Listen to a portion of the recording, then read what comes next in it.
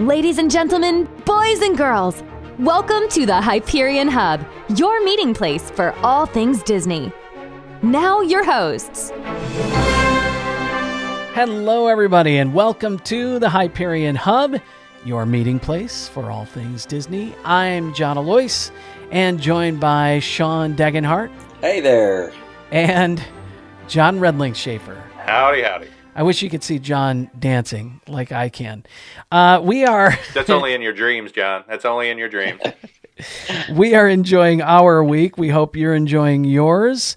Before we start the show, I want to remind you, you can contact us on Facebook, Instagram, and on Twitter at Hub Hyperion, or drop us a line at podcast@thehyperionhub.com. Let's start things off with our Disney views and throw it over to John. Thank you, John. And actually, I'm going to lift a statement from Josh D'Amaro, the chairman of Disney Parks and Experiences and Products, that came out recently. On a prior episode, we talked about the 4 keys that cast members, the long-standing tradition of what they need to know about safety, courtesy, show, and efficiency. Josh D'Amaro said those have guided our approach to guest service for more than 65 years. Those are the first things that the cast members learn about. But you'll also remember on that same episode, we talked about the 5th key that was being introduced, the key of inclusion. And so Josh D'Amaro really kind of expanded on what that was going to mean. We had some ideas, we had some speculation, but this statement that he issued really hits to inform all of us what this 5th key is going to mean. So like the 4 keys before them, the 5 keys with inclusion at the heart will continue to guide us as we interact with guests, collaborate together, create the next generation of Disney products and experiences, and make critical decisions about the future of our business. Inclusion is essential to our culture and leads us forward as we continue to realize our rich legacy of engaging storytelling, exceptional service, and Disney magic. We're bringing the spirit of the inclusion key to life across our business. We're reimagining our attractions to be more inclusive, like upcoming enhancements to Jungle Cruise and new adventures with Princess Tiana.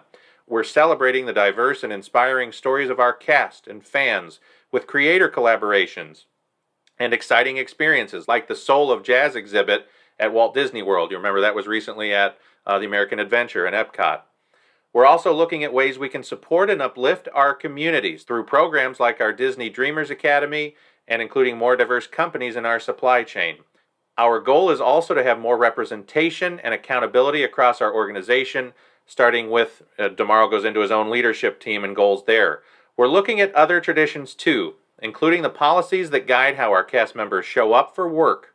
Our new approach provides greater flexibility with respect to forms of personal expression, surrounding gender-inclusive hairstyles, jewelry, nail styles, and costume choices, and allowing appropriate visible tattoos. We're updating them to not only remain relevant in today's workplace, but also enable our cast members to better express their cultures and individuality at work. Moving forward, we believe our cast, who are at the center of the magic that lives in all of our experiences, can provide the best of Disney's legendary guest service when they have more options for personal expression, creating richer, more personal, and more engaging experiences with our guests. So, John, first off, thank you for reading that statement. The way I look at it is this. The cast member that I'm working with, that I'm talking to, I care more about how that person is treating me and my family and how they're doing their job around me than I do if they have longer hair or a tattoo. The cast member is the person that I'm working with, and that's my take on it. Well, and that's just it. I mean, the whole concept of the pride in your culture. I mean, my girls are a little older now, but we still watched Moana. I mean, you can imagine Maui. Maui can't work at our theme park because he has tattoos. I mean, the logic's just not there, right? So I'm absolutely with you 100%, John. And there is a size for the tattoo, for the visible tattoo, right? It has to be the size of a closed fist or something like that. Yeah. Yeah, there obviously will be some guidelines, and certainly I'm sure with certain positions within the cast member universe, some restrictions have to remain for obvious reasons. But it's still, I think you're seeing a Josh D'Amaro generation, closer in age to ours, starting to take hold in the company. I think it's refreshing. I agree with you about, just cast member interaction and how you're treated, I think is, most important. Coming out of Walt's age when there were so many more restrictions, I mean, through the years, those have always been laxed just a little bit. And I think people's, maybe if they're opposed to it, their initial gut reaction is like we talked, before we started recording about Cinderella with a big biker tattoo, down her arm. I don't think that's what we're going to see. It'll be subtle nods and, just ways for people to express their individuality and create more opportunity for conversation and things like that. Perfectly said, Sean. Well, we're excited for our guest this week. He's the producer of the Jim Hill Media Podcast Network. That includes The Disney Dish with Jim Hill and Len Testa, Fine Tuning with Jim Hill, Andrew Taylor, and along with Jim, he is the co-host of Marvelous Disney. Aaron Adams joins us. Welcome, Aaron. Thank you very much. Thank you for not calling me a Marvel expert, because I'd be like, here's your fork, let's start eating some words. No, you're a fan and you're a co-host, and that's what's wonderful. I am. I love the show. You and Jim, who is a Disney historian, do a great job. Why don't you tell us about the show, Marvelous Disney? Well, it's all of the depth of history that Jim Hill can bring to a show, which is great. And then there's the broken audio mind of me that likes to throw in little sound effects and think about things in a weird fashion. A little bit differently, and you mash the peanut butter and the insane jelly together, and boy, what a peanut butter and jelly sandwich do we have there. So he's the one that finds all the history, sniffs out all the clues, knows all the names. I just sit back and enjoy myself. Now, you produce several of his shows, so how did this one come about? Oh, well, this is the easiest answer. I started, 5 or 6 years ago working with Len and Jim on Disney Dish. They just wanted a better sound. A lot of podcasts just don't have a lot of clean audio, and since I have a radio background, that was where I came in, and we had worked together for a year or two by that point, and then Jim came to Indianapolis for the Disney meet, and it was the year that Marvelous Disney started. We had sat down for a dinner after the meet, and he was like, I want to branch out. I want to do new things. And I said, well, if we use Disney Dish as the hub of the wheel, and then we spoke off, what else does Disney do? Well, there's Marvel, obviously, and you've got things like Lucasfilm, you've got things like animation, and, over 5 minutes we had Marvelous Disney Fine Tuning looking at Lucasfilm all lined up, ready to go. And since we were brainstorming, it was easy to plan things together off the cuff, because you're not committed to anything at that point. You're just saying words. And then the next thing you know, Jim's like, well, how would you like to host Marvelous Disney? And I'm like, yeah, sure. Anyway, we could do this and we could do that. And then all of a sudden, next thing you know, I'm hosting a podcast going, wait a minute, this was not in the cards. I was just producing the stuff. So it turned into a good time, and you can't say no to a good time like that. So here we are. How long have you been a Marvel fan? It's how I learned how to read. My first word was thwip. Yeah. That's Spidey's. My uncle. Yeah. Yeah, Spidey, whenever he thwips out a web, that was my thing. My uncle was only about 5 or 6 years older than I was, but he was the closest thing I had to a brother, and we went to the same school together. So, we were a close, small community family like that, and he was the Marvel comic collector. He told me what mint condition was. He always had these comics that were mint, and for the longest time I thought if I could just get them out of that plastic and put them in my mouth, they would taste of mint. And no, I was wrong. I was wrong about that. But yeah, I learned all through the Avengers, the X-Men, and Spidey was my number one hero out of all of it. And really, when you're raising a parent, I should hope you should be thrilled when your 3 or 4 year old comes to you with the problem of, how do you say adamantium? Yes. You won parenting at that point. Exactly. Yeah. That's the kind of problem you want from your 3 or 4 year old, is trying to figure out how to properly say adamantium. Good kid. Aaron, please understand, you are sitting on a computer with two other Marvel fans, and then this guy, the one pointing to himself, that, I occasionally saw it on TV. I didn't have comic books as a kid.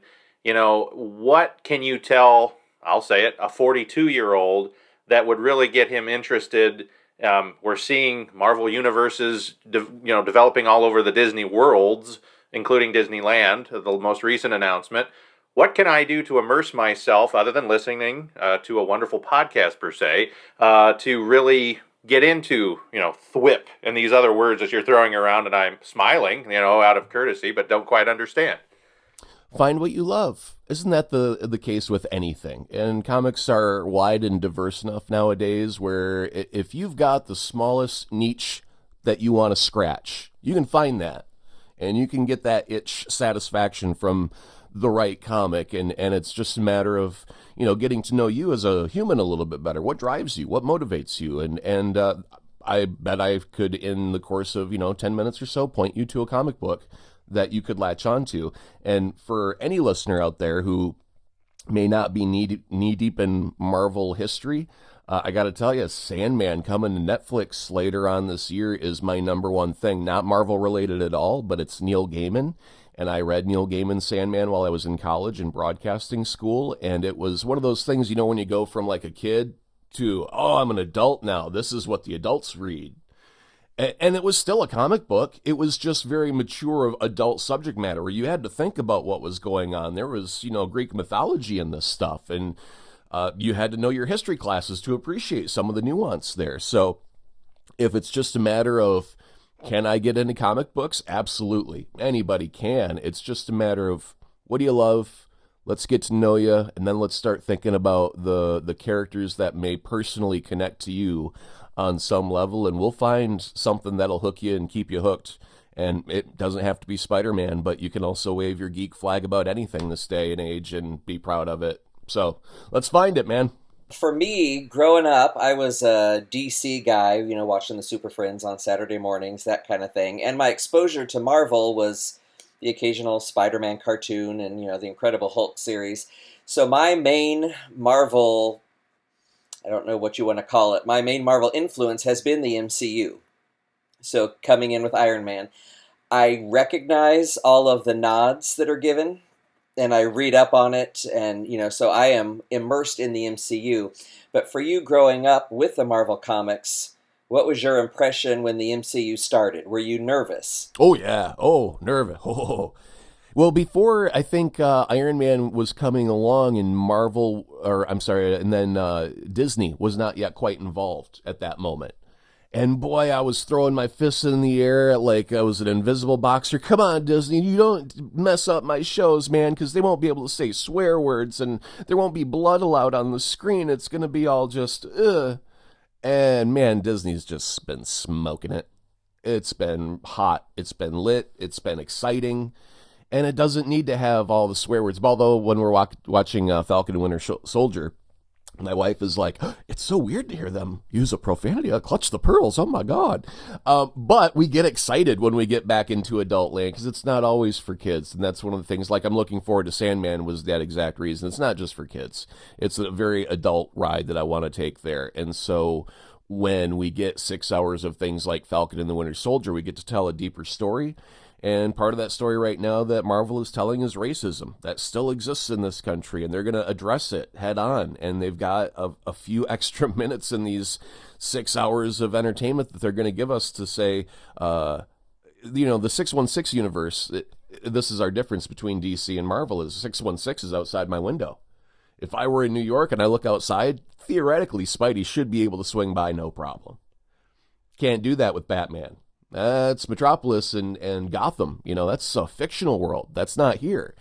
And so I think that's one of those differences is when we look at just the setting of the Marvel Cinematic Universe, if you live in New York, you can go outside and touch most of those buildings. If you're in DC, you are locked in the imagination of a desaturated color world of Zack Snyder. I'm sorry to say, but it's cool. It's style, and boy, if Batman isn't all about style, always has been, right? Dark and moody and all that. So I mean, it fits. I'm not going to complain about that. So, you talk about the real world with Marvel, and I've been in Queens, and you could see it. I mean, it pops right off the page. It feels like you said, Spider-Man's going to fly right through. As a kid, right. I think just like John and Sean, I was first attracted to the comics, to the stories through media, through visual media. I watched the 50s Superman on reruns, and I watched Batman from the 60s and Wonder Woman in the 70s. But when I first started reading Marvel, a couple things stood out to me. They were just funnier. Spider-Man was a wise guy. I'm like, I know this guy. Right. I go to school with this guy. But their problems were more relatable. That's what drew me eventually to Marvel. And then as the movies got better, I wanted to learn more about the source material. What drew you, pun intended, by the way, what drew you to Marvel Comics? Besides your family relationship, what kind of latched you on and kept you there? Honestly, at that superficial age, sometimes it was an artist, and that was it. I saw a cover that wowed me, and I said, ooh, whatever that is, I got to have that.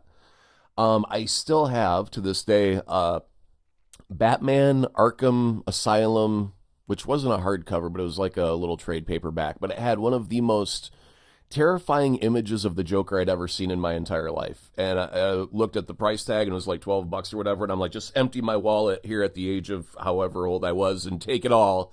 I need this picture. And so, yeah, a lot of times it was just an image that jumped out. And out of the three guys here, how many had a local comic book store? I did. Did the rest? You did? Okay. All right. So that was one of the things where you'd walk in and there's 100 options, and I've only got enough cash in my wallet for 2. So you spend a good hour browsing, finding the one that you're going to take home with you. It's kind of like choosing a bride at a young age. You got to spend some time looking for the quality material. No, nothing like that. But no, I mean, you spent time looking at what you were going to buy before you bought it. So I did, they did multi-issue arcs, so I really didn't care about the story. It was the look of the thing, and all of a sudden I discovered that I liked a certain artist, and I started to follow an artist, and then I started to grow up a little bit, and I started to appreciate the story, and then I learned about the writers of the things, and I started to follow certain writers after certain arcs, and then, and Venom popped up in the 90s. Well, then anything with Venom you had to get, and then Carnage showed up, and anything with Carnage you had to get. For a long time, it was just follow the trail of your favorite bits and pieces. You guys talk a lot about, the background with where the source material comes from. You and Jim do. And I love the conversations. Are there any times where you guys feel like, how does the show get kind of put together? Do you just walk into it not knowing what he's going to talk about? And I mean, you're very passionate. You want to know how it gets from farm to table? The farm part starts off with Jim with a little hoe out in the field, and he's digging up dirt, and he finds the dirt, and he puts it in a bucket, and he comes with a 10-gallon bucket for a 5-gallon show, right? And seriously, if we wanted to do an hour-long Marvelous Disney where I just vacate for the entire hour, Jim could just sit there and read prepared material for an hour. So really, he comes with the story, and I come with the opinion, and I mean, there are times where he'll go, someone at Disney told me this, and I'll say, well, they're full of it. They're either feeding you a line to save corporate face, or they're just not in the loop, or Disney's broken for thinking that way. I don't know what it is. And then we have to suss out what's what. Does this make sense as a business model for Disney to do this? Or is this person just not as informed, without trying to give away any names or anything like that? What department are they in? Because I don't think that department should know that information or what have you. So yeah, Jim does a lot of research. we do have a news portion, but it's so much more. It's more than news. He does the research on his feature segment, which is a lot of history and a lot of research and a lot of forethought. And I think that's the part where you don't have to be as, oh, this news broke an hour ago. Look at us, guys. We're waving the fresh news flag. It's like anybody can do that. Anybody can look up a headline and see what the rest of the idiots were talking about that is just not true. Andrew Garfield costume and his stunt double. And it's like, I don't care. I just don't care. Until Marvel actually says it, it's a rumor. It's a good rumor. It's a juicy rumor, and I can see why everybody in the world is going to run with it. And I can understand the possibility of, the multiverse was huge in the animated thing. But do I really think that Marvel wants to repeat the thing that Sony has already just done in a live action form? And I'm like, not really. I mean, I get why they would. So there is that little part of me that believes this much. It could happen. But the rest of me goes, no, that's just the internet talking nonsense because they got nothing else to talk about official. Yeah, well, they've pulled a lot of swerves on us. The Evan Peters thing. They have. You make a lot of predictions, though, and I love the predictions. They're not predictions. They are just wild stabs in the dark. You try and think you know a business, right? And you go, well, this just doesn't make sense for them to do a certain thing. I mean, my prediction, and most recently when we were talking about Black Widow, whether it gets moved or not, when you make 9 different predictions in 9 different directions, eventually you're going to, I bet on black, I bet on red, and I bet on green. Now spin that wheel and let's see if I broke even or not. And as far as the stories go, I've always felt, not always, but up until, this past year, I feel like if there's one thing you can predict about Marvel and with Kevin Feige is he's unpredictable and you don't know what direction you're going in until you get there. Yeah. And that's what I love about Marvel, about the MCU in particular. Yeah, no, definitely. I thought I knew a lot more about what WandaVision was going to be than what it actually was, even though it left me disappointed for a complete 2 episodes. And I was so happy when I went to go see, in the time of COVID, we don't get to see our friends that much. So I did finally get to go visit with some friends, and we were all masked up, and they were like, oh, we haven't had a chance to geek out in a couple of months with, official nerd talk. And then they get into Wanda, and they're like, we didn't like it. We only got into 2 episodes, and it made no sense. And I'm like, right? There is no point for the first 2 episodes except for the structure of, hey, we're going to tell it in this black and white thing, but nothing happens that affects any of the world. Nothing. And I said, I promise if you go episode 3 to the end of it, something worth watching does in fact happen that tells a story. And then when Falcon and Winter Soldier hit, boom, ground running, or air flying, I should say, because it starts off with wings.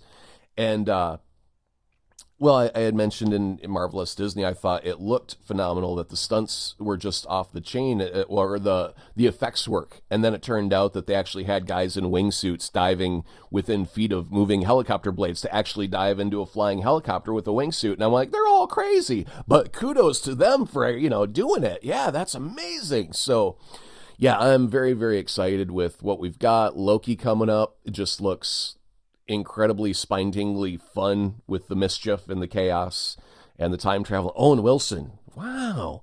That was good. I caught that.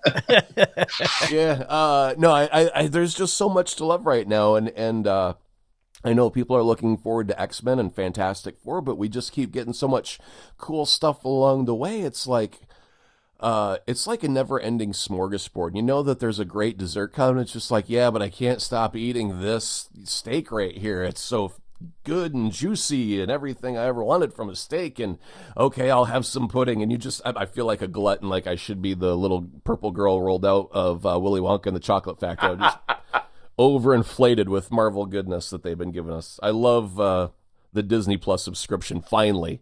After a year of, Mandalorian was good. What do we do for the next, You're talking to 3 Disney nerds, though. We watch it all. We love all the documentaries, I think they've done a great job with that type of stuff. So they have. No, there's a lot of great stuff there. But when I got it, it's just like, yeah, but I've already seen all of the Marvel movies. I own them all. I know that you've got them curated for me, and that's awfully nice, but I want the new stuff, guys. Give me the shiny. And so now that it's here, yeah. And being both a Marvel's and Star Wars fan, it's my life-size R2 dome there, and I'm just working on, by the way. He's all aluminum, heavy as dirt. No, I've been a member of the R2 Builders Club for over a decade, and so there's different builders that build different parts, and they're all club spec'd to, be down to the nanometer in fit and form, and so you can decide on if you want an R2 from A New Hope or the one from Empire Strikes Back, because there's very subtle details between the two. Like every time a movie comes out, they're like, damn it, we got to build a new part because they put a new thing in his shoulder, or whatever it is, and the R2 Builders Club for many years is now building droids that are used in like Rogue One. Disney doesn't want to have to build them. They just go, hey, droid club builders, you want to put your droids in actual Star Wars movies? And what's better than a screen-owned prop, right? But you built that one and you controlled it on the set and all that. So no, I've been a fan of Star Wars just as long as I have of Marvel. I remember the Star Destroyer flying over my head at the tender age of like 3.5 and whatnot, and I've always wanted to be able to kick R2 in frustration. So I decided I'll build one, and I'll finally kick him. So fine, go that way. It's much too rocky. I'll be over here. So if we want to subscribe to all the shows, is it just all under one feed now? There is, I do believe that you can subscribe to just Jim Hill Media and get everything that is under the sun. And he does a lot of, I mean, if you're a Disney fan, it's a one good feed because it's all there. If you like the park news, the thing, I don't know if you guys had a chance to hear, but we got to work on something that was so cool, for me anyway, was on the Disney Dish, they were doing an exclusive show, and it was about these notes from Alan Mankiewicz, and we ended up producing what was the second draft of The American Adventure. Yes, from like 1978, guys. You got to hear this. It's very well produced. Yeah, I heard that, yeah. Thank you. That was just really cool to see, like, the original concept of a thing where it's not working. This ain't working, guys. We need another 4 or 5 drafts before we get it in the right shape. So you're handed something broken. They go, obviously this didn't work, but can you make it as if they did do it for real? And, the ideas where Len would come and we've got the professional voice actors, all of which I've worked with for many, many years, and they're all wonderful, kind talent to work with at soundworksvoices.com. And we get all the work parts together, we put it all together, but it was just the output of, like, I don't know of too many shows, podcasts, and I don't mean this in a demeaning way at all. It's just that Len has the resources and the passion to go to a college archive and dig up material and find these things and then go pay a bunch of voice talent, to go voice this thing and then to put it together and see what it would have really sounded like had Disney run with the ball on that. Yeah, so I mean, he's just brilliant. He understands numbers. It's like he caresses and loves on a number, like, the traditional Frenchman is like, we are going to make such beautiful music together.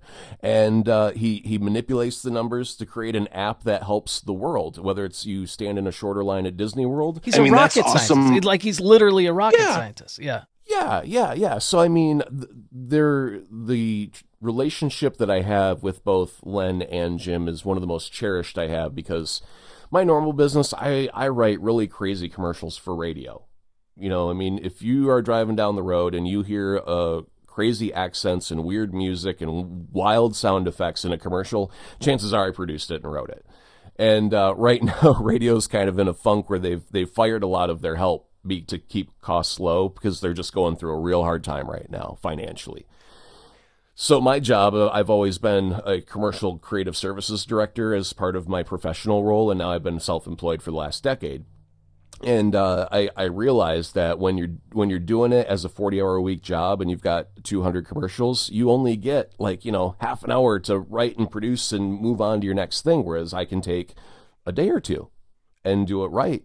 And so I just guarantee if you work with me, you're going to get results, because your radio station's audio is wallpaper, and I hang up a Mona Lisa on the wallpaper. And when you go to the Louvre, nobody ever talks about the wallpaper, do they? I'm sure it's very, very nice, but nobody ever talks about the wallpaper at the Louvre. They only talk about the Mona Lisa. And so, a bulk of my work is in radio still. But after 20 plus, I don't even want to say close to 30 years of radio, but almost 30 years of radio. My relationship with Jim and Len is like that little crown jewel on top of it all, because I'm doing interesting work with the thing like the American Adventure that I never got to do before. And like I say, with their podcasts in general, it's like a diamond in the rough. You find it and you go, oh, there's so much interesting things. And you just spend a little time knocking the dirt away and polishing it up. And it's like, look at how this thing shines and gleams. It's a beautiful thing. So I was never really a Disney fan ever until I started working with Jim and Len, and I discovered the diversity that Disney has to offer with entertainment.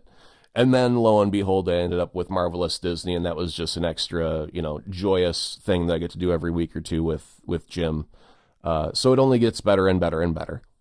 Just want to thank you so much for joining us. We are, like I said, I'm a big fan of all the stuff that you guys do, and we hope to have you back on at some point. It's been my pleasure, and anytime you want, I got nothing but time. We're all locked in until the shot clicks in. A huge thank you to Aaron Adams for joining us. Before we go, we heard from a listener who recently visited Walt Disney World and has this trip report. My name is Josh Simon. I moved to South Florida about 8 years ago after living in Colorado and Illinois, and pretty much after I found a place to live in South Florida, the next stop was to get a Florida resident annual pass. I've had that since I've been here.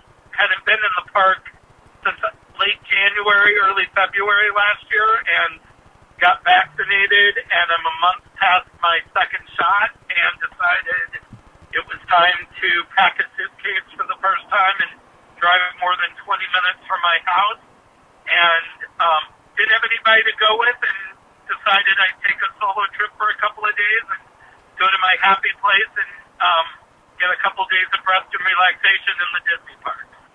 Obviously, with everything I've seen and people up there, and having not been in real large groups in 14 months, there was a little bit of hesitancy, I'll be honest. I actually booked 2 separate reservations at my hotel, one for Sunday night and one for Monday, which allowed me to decide Sunday if I had come up and went to Epcot and just didn't like having a mask on and felt like it was not okay, I could cancel my Monday night and just come home on Monday. And that was not what happened. I got up there, and the one thing I did was I went to a disposable mask about halfway through the day, and that made a huge difference. I found that to be much more comfortable wearing around the park. Getting back into the park was amazing. One of the nice things about a solo trip is that you just kind of go with what you're doing, and there's not a whole lot of pressure for what you do.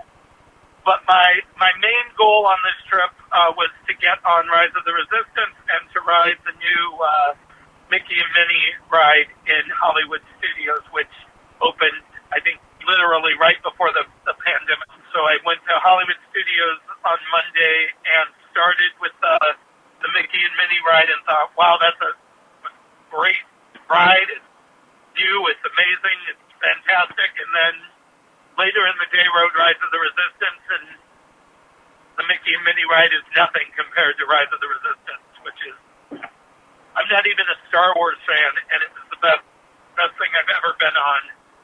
Not just a ride, it's an experience, is what I told people. So, the trip was a success at that point. I posted in a Facebook group saying that people might not agree, but a lot of people seem to agree that the lack of Fast Pass and not having Fast Pass, that there are definitely advantages. The lines are very, very long with the physical distancing. I got ready to ride the Frozen ride, and to do that, you get in line in China and go through the China Pavilion, kind of almost backstage, and then back around before you even get into Norway and into the normal queue there. But they move fast. The people that make the queues and the lines, and especially with the distancing, it's amazing how they do it, because you're zigging and you're zagging, and it's a science to figure out how those queues work. So we were talking with a cast member at Mickey Mickey and Minnie's Railway, and the line is all the way out where the hat used to be. Like, it comes all the way out there. And then at one point you think you're going inside, and then it backs you back outside. And we were talking with the cast member, the people in line with me, and the cast member said that it's been changing almost dated, like, weekly. He said a couple of weeks ago, some high-up people from Disney were there with tape measures one day, measuring out space, and a half hour later there was a crew there putting down new stickers for the moving the queue and the way that it went. So they're adapting, maybe even on a day-to-day basis. Our thanks to Josh for that report. If you'd like to contact us, you can reach us at Facebook, Instagram, and on Twitter at Hub Hyperion. Or send us an email or a voice-recorded message at podcast@thehyperionhub.com. We also accept carrier pigeons. Have a great week, everybody. We're glad you could join us. We'd love to hear from you.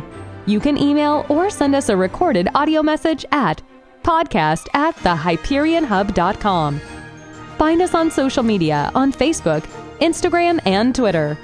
The Hyperion Hub is not affiliated with the Walt Disney Company or its subsidiaries. We'll meet you next time at the Hyperion Hub.